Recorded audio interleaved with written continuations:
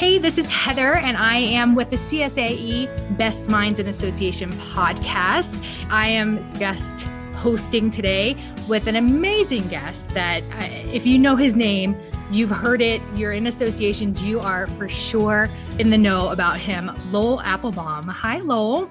Hi, Heather. I'm so happy to be here. We're so excited to have you. I have this long list of questions, and I'm just going to rapid fire because we have so much to cover, and I want to get this knowledge out there. Excited. What are the questions?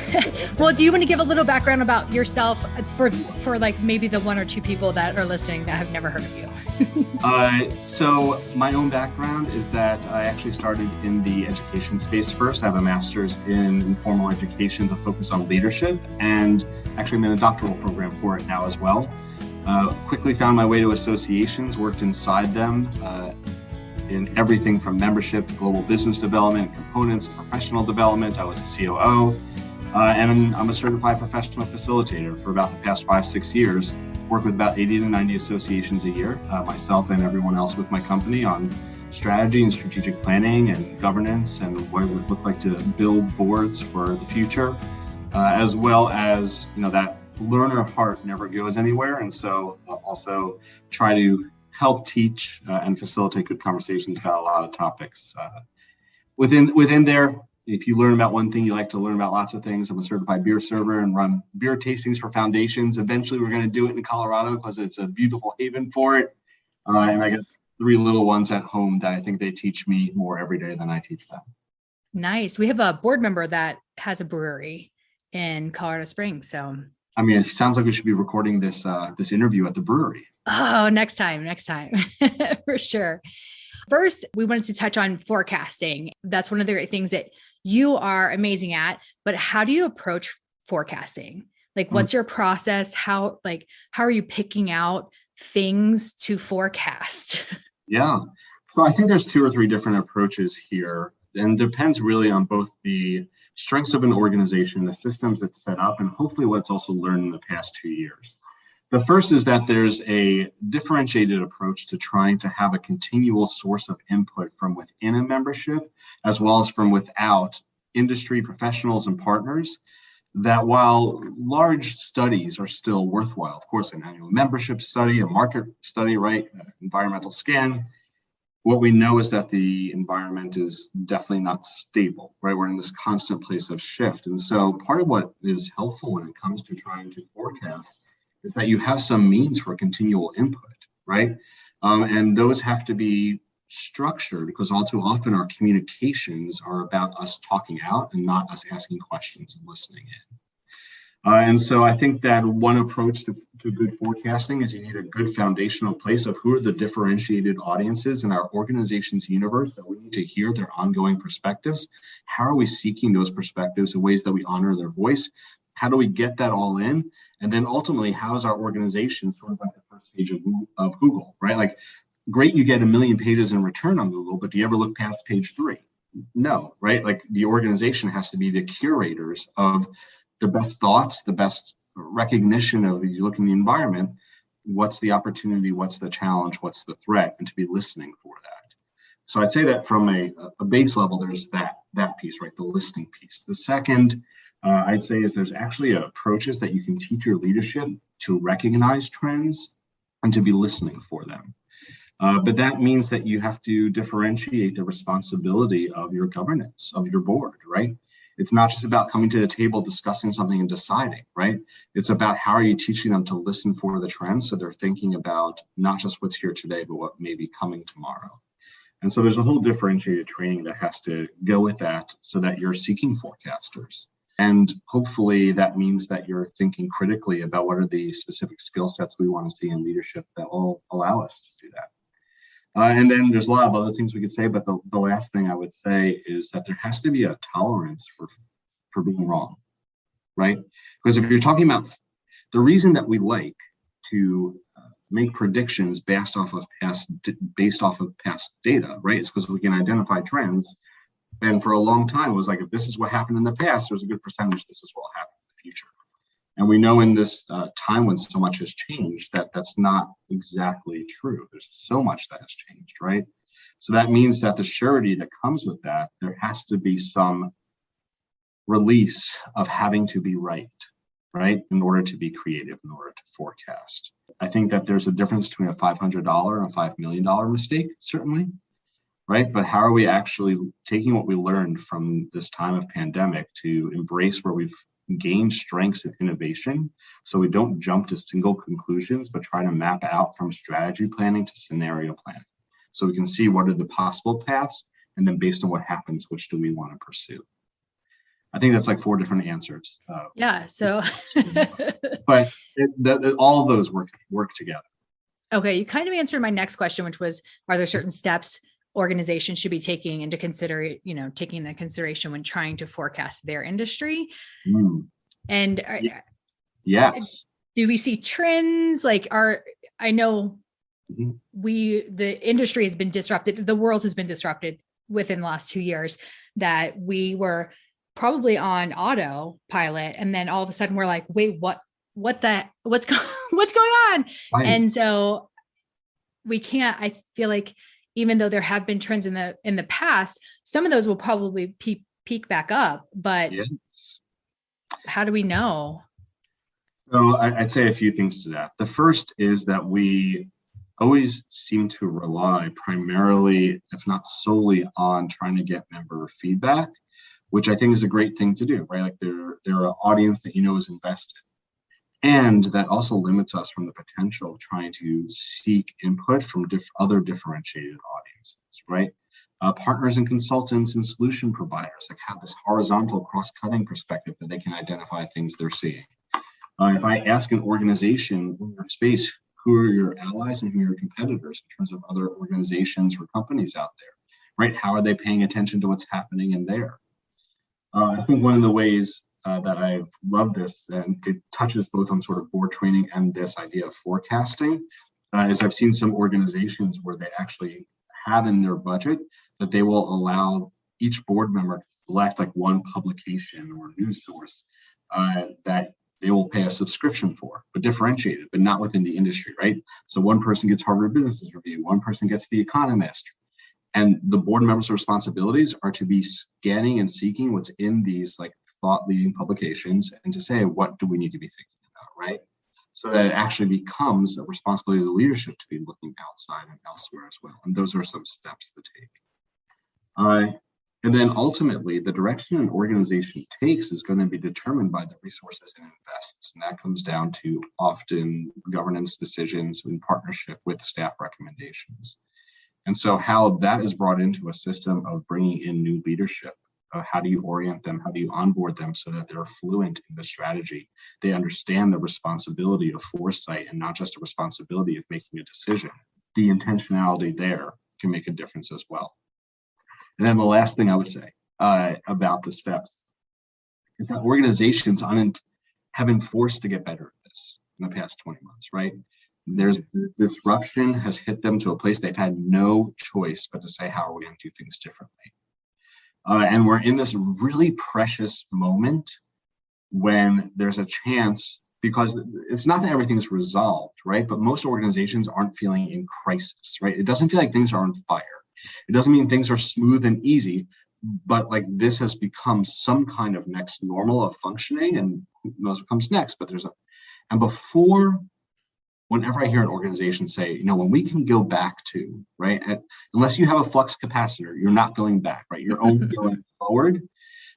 But what's happening is that because the wheels just keep turning, what they're not doing is saying, how do we take a half day and step back and say, as we look across the organization of what has been different, where are the places that we have shined? Where have we seen skills we didn't know we had? Where are places we've succeeded that we didn't expect? That we want to demarcate those places that we're going to invest to gain further strength, right? That they become habits, that they become places where we can lean into for a future focus rather than trying to return to past practice. And that means that you don't just function. You have to take a step back and reflect, right? And to draw that out. And too many organizations are just trying to get from one day to the next and not doing that. Sure. And I think that it's very common right now that a lot of organizations are like, I just want to can I have 5 minutes where I don't have, like, I'm not pivoting or like changing? Do you foresee that happening where we, as associations, there'll be a time where we can go, okay, we're at our peak right now. We can we can kind of ride this peak for a week, a month, and then get back into it so we can kind of recharge as an organization, because, we're all being spread really thin, and trying to recharge everyone's batteries, because we're a lot of times volunteers in organizations as well. We want to take care of those volunteers, otherwise we're not going to have them anymore. Yeah, absolutely. What I find is that there's great intention, but reflection does not happen unless it's scheduled. Okay. Right? Unless you put on the calendar, when are we going to take time to step back and look, and who needs to take time and step back and look. Mm-hmm. The lessons learned, if you don't do that, become lessons learned on the bottom of a finance document, right? They become lessons learned of output rather than lessons learned of effort. What do we learn? What do we mess up? Right? What actually, how do we change the function? And the output lessons are needed, right? You need metrics, right? Are we growing? Did we forecast correctly? Absolutely. Like, I'm not discrediting those. But if we want to be able to evolve how we get to outputs, then we have to reflect not just on the outputs, but our methodologies, our change methodologies. But Heather, in your question, you said something that I think goes a little bit outside of that as well, which is also the cultural aspects of this moment. And by cultural, I don't just mean, although we can certainly touch on it, the greater conversation and priority around the areas of diversity and equity, inclusivity, accessibility, and belonging, which are incredibly important. But I mean the inherent idea that an association doesn't just produce products, programs, and services, but is a community. And if you're part of a community, whether you're staff, whether you're a member, whether you're a leader, there should be an empathetic caring about not just are you getting the program, product, service you need, but there's a caring about how are you doing. And that's something that if we don't think about, it's really easy to forget that as well, because social media shows us social media is fake, right? Like that, those are the pretty pictures. Those are the 3 seconds your kids aren't crying, right? It's not the 20 minutes it took you to get them to calm down, or like the mud puddle it jumped in right after, right? It's the 3 seconds. Yeah. And as you think about it, that's all of our lives. And so it has to be at the right level, right? Appropriate level, certainly, and we're professional associations. But if you're tired, of course everyone else is tired too. And I've seen organizations, thoughtful CEOs, be like, you know what, we're closing this Friday for a mental health day. Or everyone, I'm adding a vacation day, from now on this year, your birthday's a vacation day. Yeah. Just take an extra, there's budgetary considerations, it has to be what's right, but thoughtfulness that hopefully is in a way that can not diminish the potential for an organization to output, but can increase the caring someone feels the organization has for them, be it staff or member or leader. JT is with us as well today, which is the executive director of CSAE. I agree with you on this whole culture thing.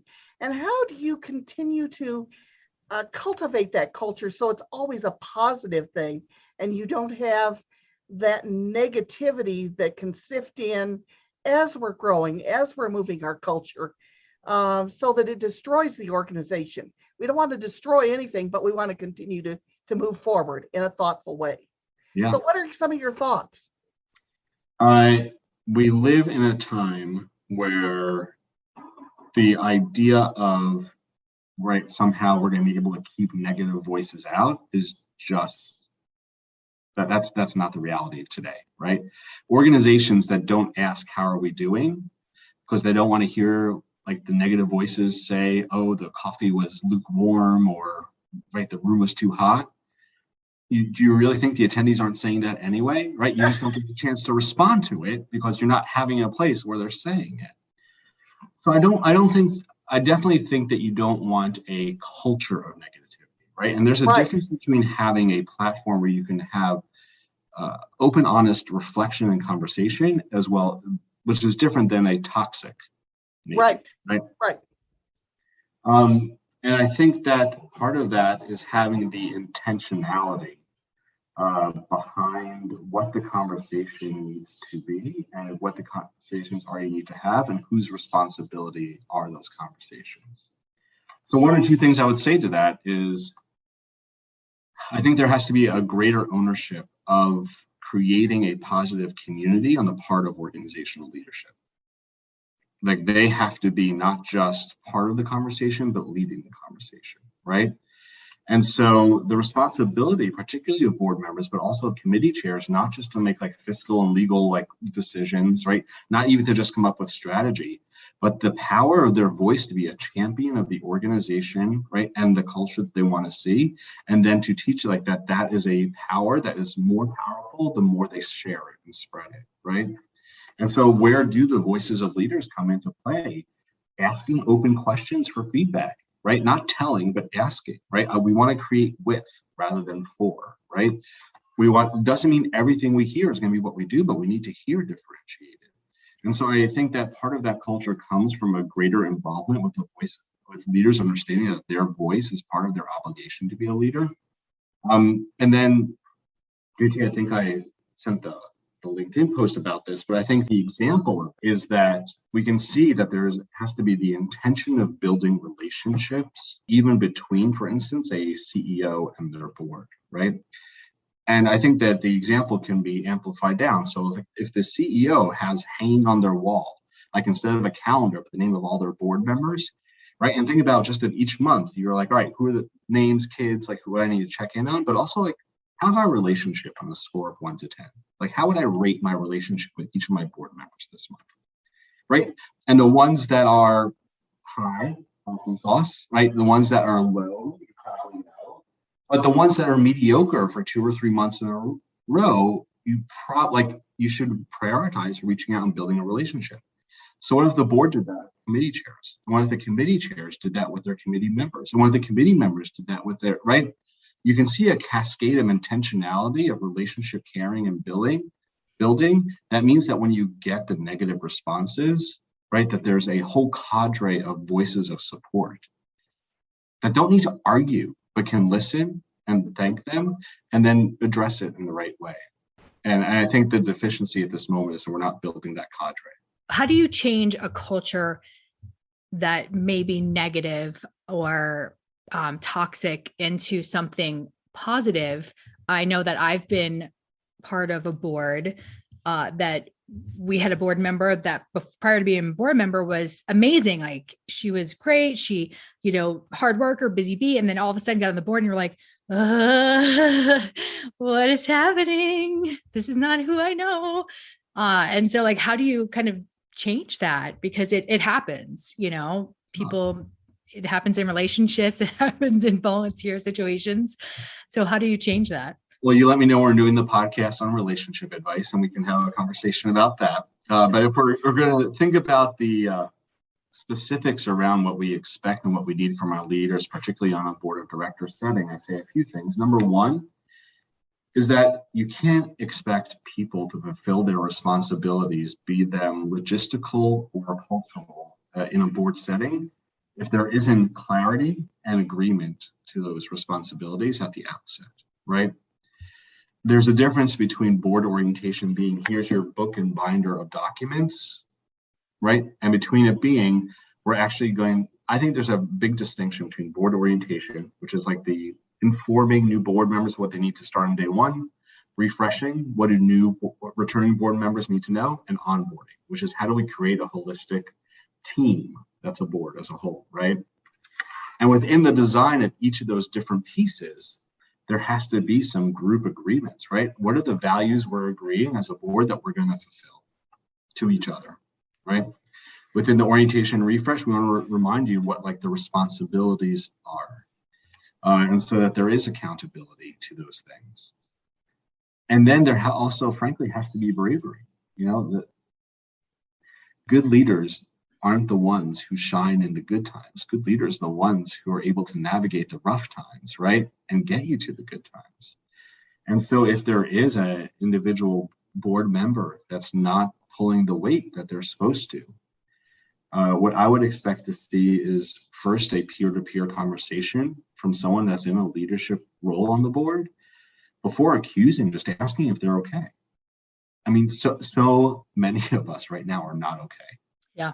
For all the reasons we are not okay and we're tired. And sometimes it's I'm not okay for this week or two and sorry I slacked and like I need to breathe for a month. And sometimes it's I'm not going to be okay for the next quarter.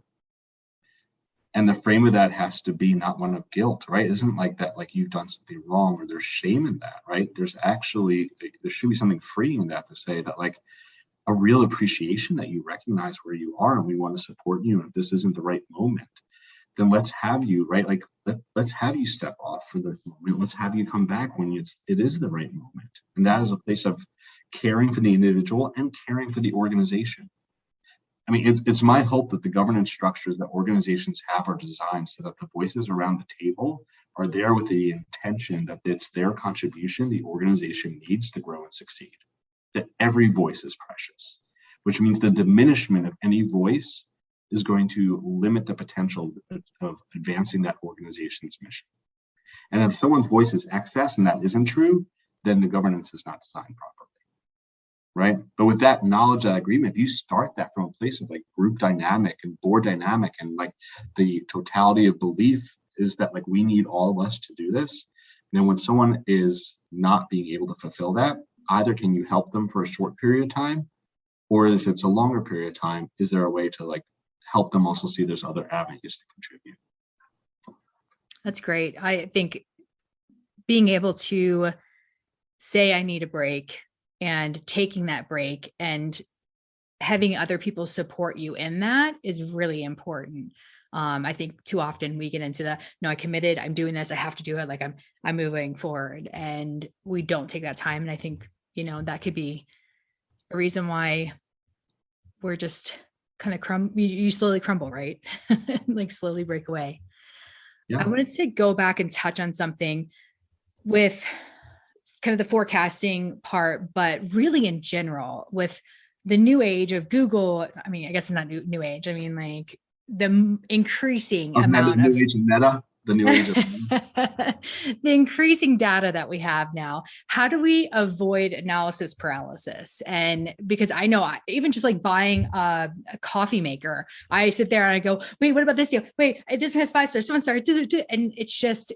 And then I'm like, I'll deal with this later. I don't need coffee today. I'll go to Starbucks, whatever. How do we get past that as an organization?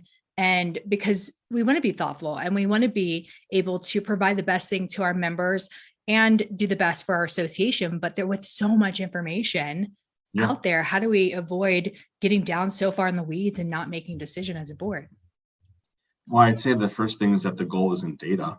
The goal is knowledge, right? And so you need to have the right data to get to knowledge, but then there's this different skill set from accumulating data to being able to translate that data into what are the pieces of knowledge that are actually going to be the trends and directions we need to go. I think that 2 or 3 things about that. First, there are just some people who are really good at looking at like 6 different pieces of data and be like, oh, here's the trend, right? Mm-hmm. That is a skill set. Yeah. So find those people and get them to do that. Not a whole board of those people, but just. No, so what's always interesting to me, and this is a quick non sequitur, right? But it's always interesting to me that, of course, the board has the strategic responsibility of approving a plan. But I doubt most organizations design their board service so that everyone on there has these skill sets of prognostication, forecasting, and being future focused. You want realists on there. You want good finance people on there. You want some like people are going to argue against, right? But if the skill sets you need in order to make a great strategy is going to be visionaries for the future and how do we get there, and then that can be brought back to a board. Organizations that just do that with their board when that's not what you designed your board for, right? There's a mismatch there, a misalignment. I'd say the same thing in this case. What I really encourage organizations to start thinking about, right, is just as we want people that are strong in foresight, right? Just as hopefully your treasurer has some skill set in finance, or at least language of, right? Who are the master listeners on your board, right? Those that are really good at identifying themes, right? So they can be fed this information and work with the staff to identify themes and trends. And I think that's that's a skill set. And I think that that's something that we should hopefully be trying to do. More is not better, right? It's trying to surface that which is most essential in an ever noisy world. And for that, what I'd say, Heather, is that part of it is not just in having the right knowledge, but it's how we communicate it. The number of times I hear organizations say, "Great, but I sent them 5 emails about it." Right? Like that's great. But I don't know.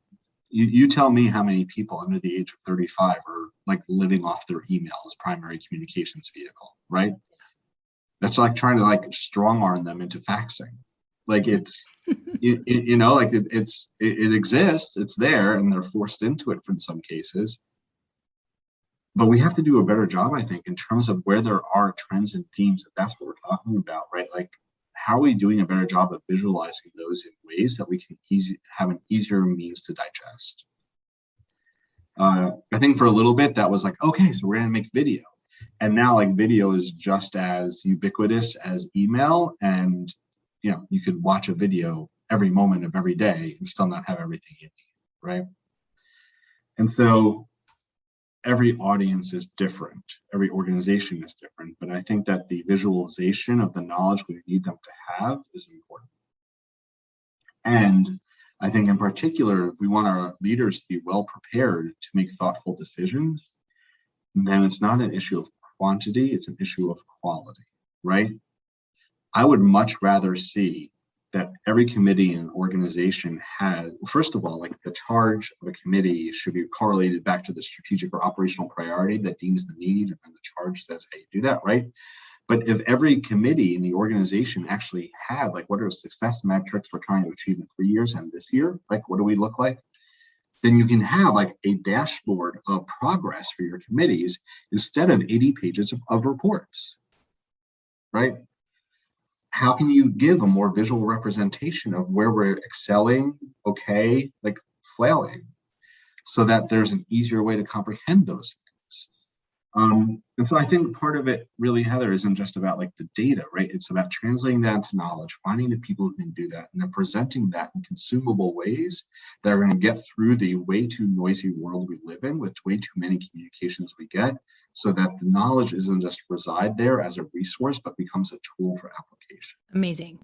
Thank you so much, Lowell, for joining us. We appreciate it so much. And if you want to check out any more of our podcasts, go to CSAE's website. You can check us out on Facebook.